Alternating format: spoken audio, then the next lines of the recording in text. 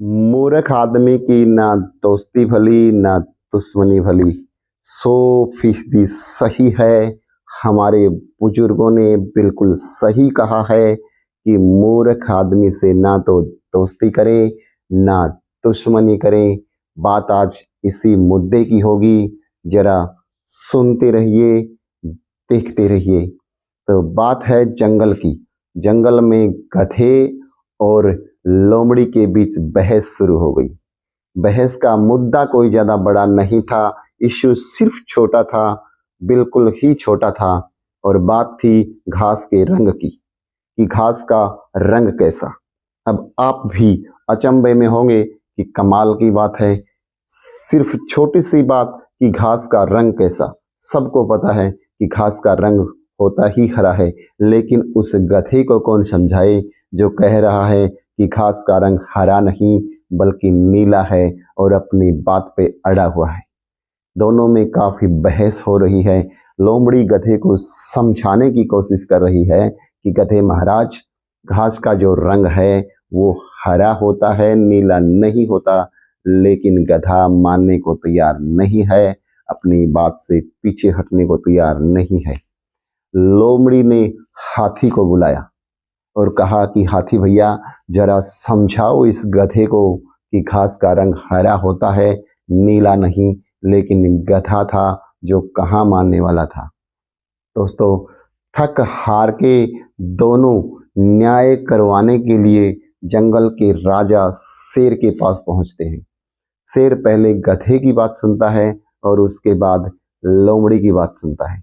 दोनों पक्षों को सुनने के बाद शेर ने डिसीजन दिया, निर्णय दिया कि गधा सही है, घास का रंग नीला होता है और लोमड़ी को सजा के तौर पे 1 दिन के लिए कारावास में डाल दिया जाए।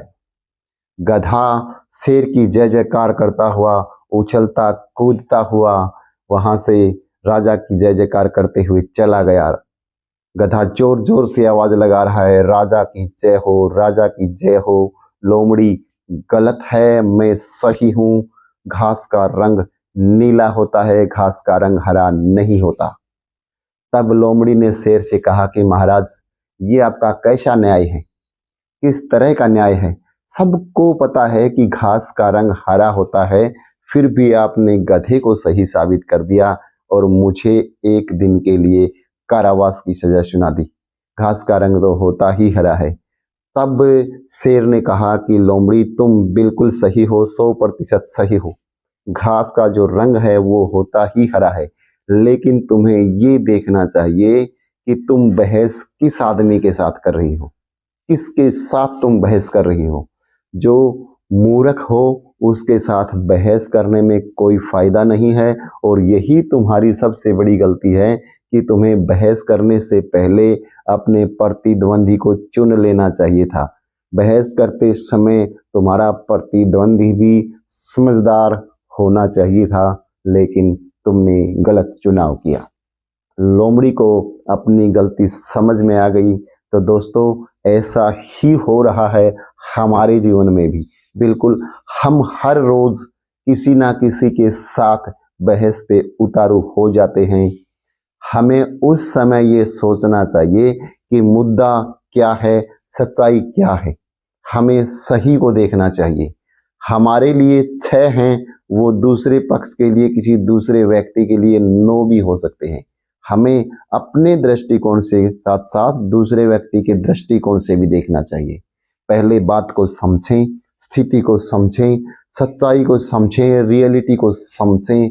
उसके बाद देखें कि सामने वाला व्यक्ति सही है तो आप सही बात को स्वीकार करें, और अगर सामने वाला व्यक्ति गलत बात के ऊपर अड़ा हुआ है, अडिग है, आपकी बात नहीं मान रहा, तो आप कितना भी कोशिश करें, कितना भी प्रयास करें, वो गधा है और उस गधे को आप नहीं समझा सकते।